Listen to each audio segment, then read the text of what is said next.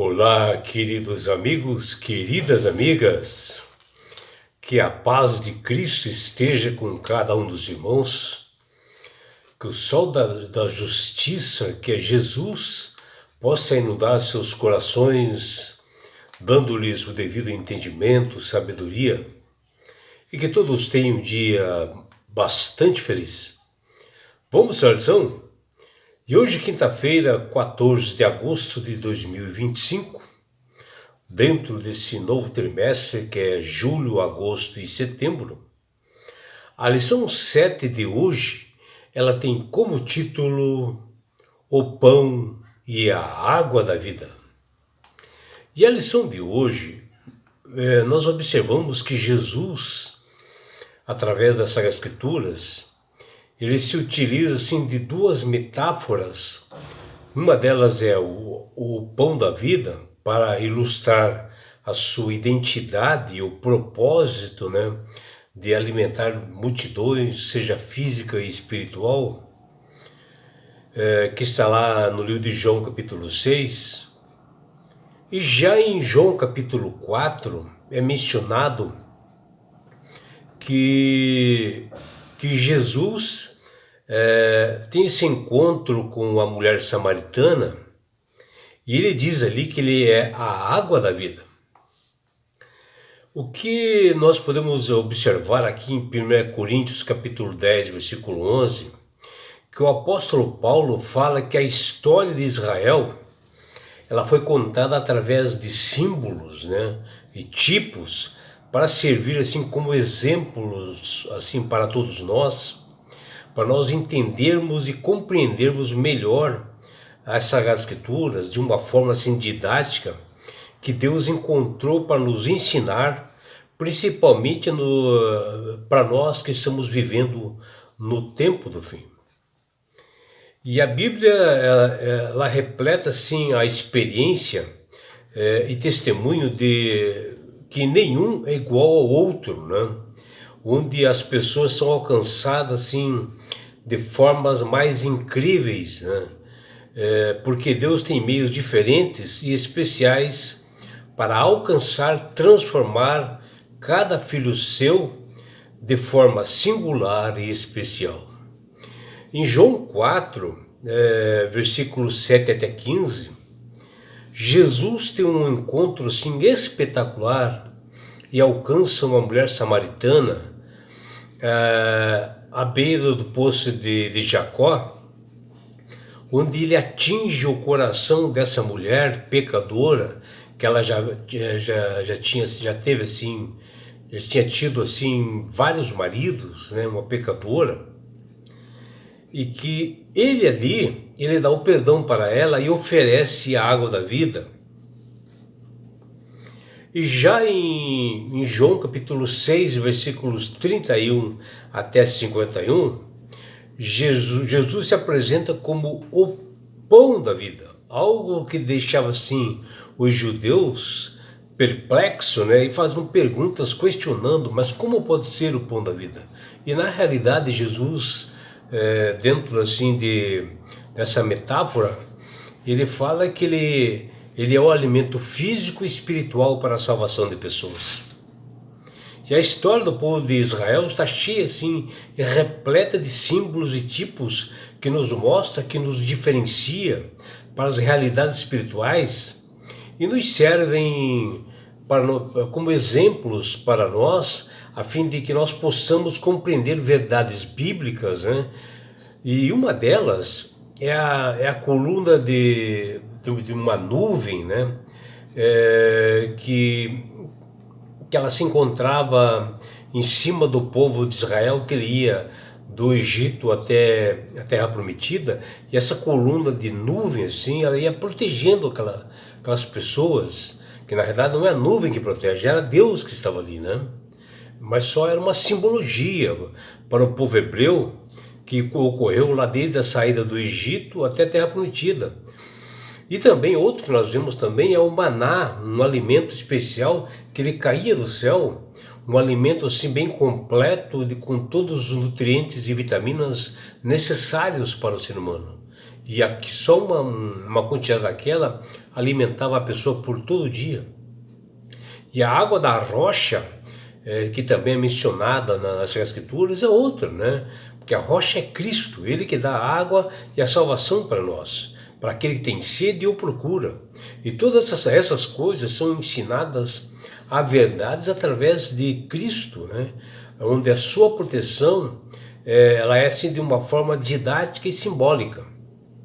E a lição de hoje, baseada em 1 Coríntios 10, 11, João capítulo 4, versículos 7 a 15, e João capítulo 6, versículos 31 até 51, fala dessa simbologia toda, que ela é importantíssima, principalmente quando fala lá sobre o pão e a água da vida, a fim de que nós hoje, nas situações em que nós vivemos, possamos ter essa relação com o povo de Israel que conhecia bem isto.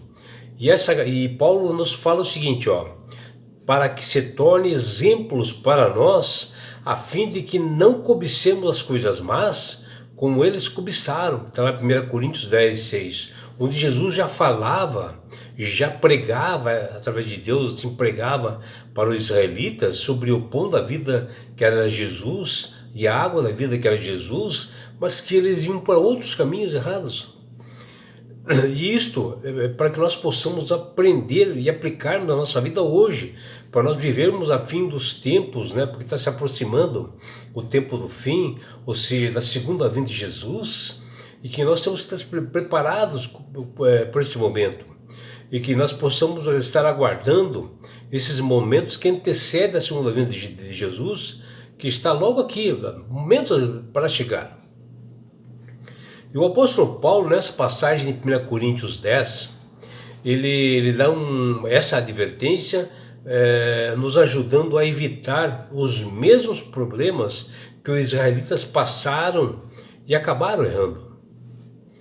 E esse devido a esse entendimento que Deus dá para todas as pessoas, através do Espírito Santo, nos concede, eles vêm através desse poder, desse Espírito Santo, que atua no nosso coração, na nossa mente, e que nos fortalece pelo seu amor, a nós termos moderações nas nossas atitudes, para que sejamos salvos, como diz lá em 2 Timóteo,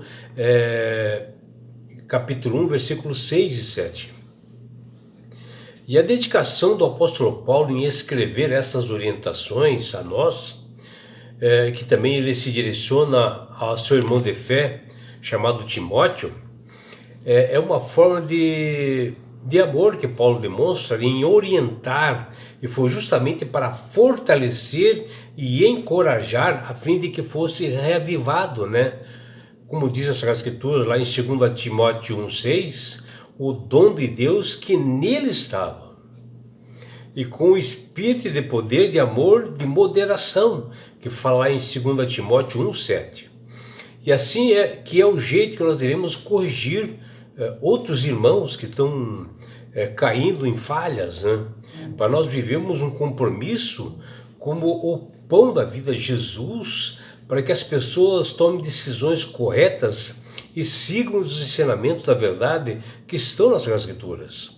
E o próprio Jesus afirmou: eu sou o pão da vida, que está lá em João 6,48.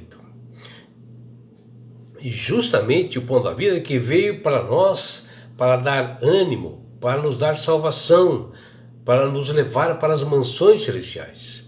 E Cristo, quando esteve entre nós, ele disse lá em João 14,6, eu sou o caminho, a verdade e a vida. Ninguém vem ao Pai senão por mim. Aqui Jesus, estando assim bem claro, mencionando que ele é o único mediador entre os homens e Deus, e ele é a salvação, porque ele pagou todos os nossos pecados na cruz do Calvário, morreu por nós e está nas mansões celestiais como nosso advogado, né?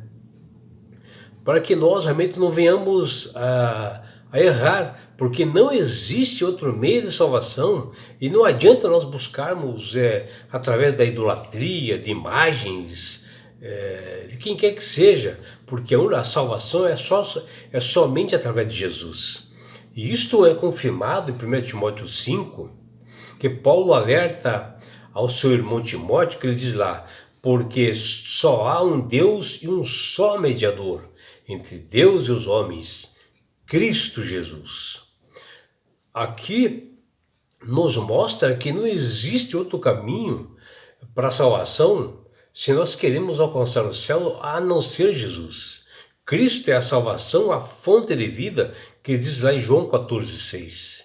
E somente Ele é capaz de transformar, modificar pessoas em sacrifícios vivos, santo e agradável a Deus, de forma que nós não vivamos conforme os padrões deste mundo, mas que nós possamos deixar que Deus nos transforme e nos mude pela renovação da nossa mente, do nosso coração, para que nós experimentemos essa boa e agradável e perfeita vontade de Deus que Paulo fala lá em Romanos capítulo 12, versículos 1 até 2.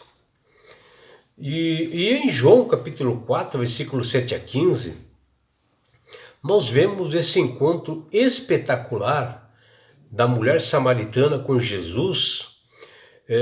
E isso acontece após o mestre mandar seus discípulos para a cidade para eles comprarem alimentos, que está lá em João 4,8.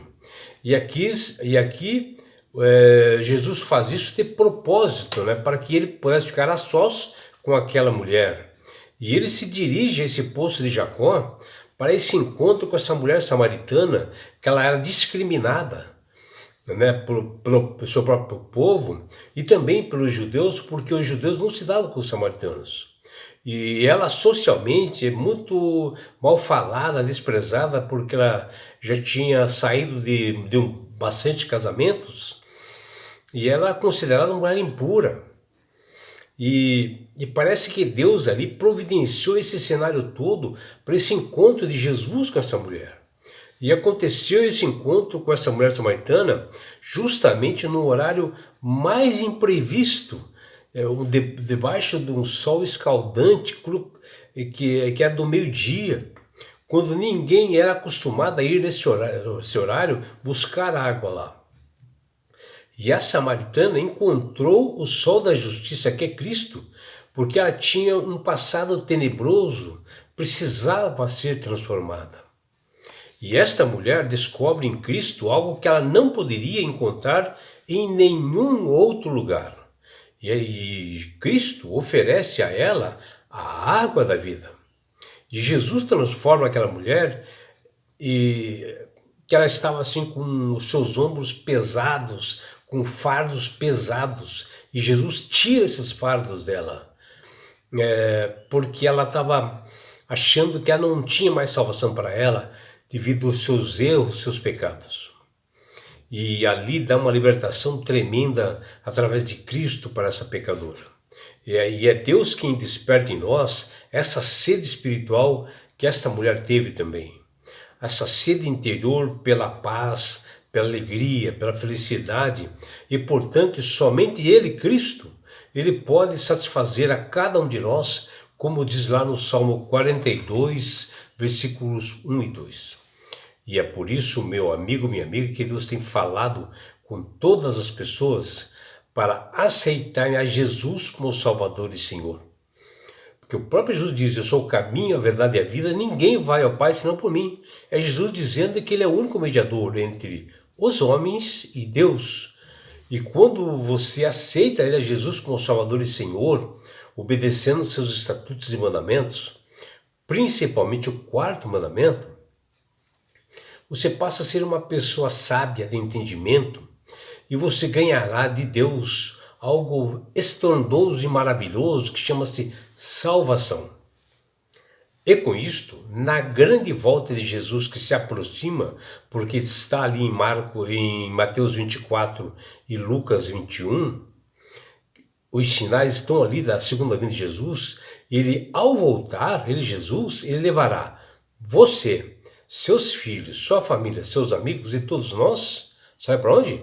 Para as mansões celestiais. Um lugar, meu amigo, minha amiga, onde lá não haverá mais morte, mais dores, mais aflições, não haverá mais sofrimento, não haverá perseguições. Você estará no céu.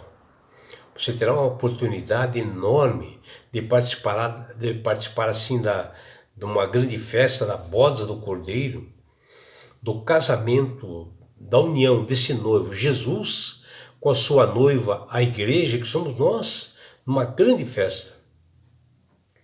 E além do mais, meu amigo, minha amiga, você terá a maior oportunidade de você estar assim, ó, face a face com Jesus. Já imaginou?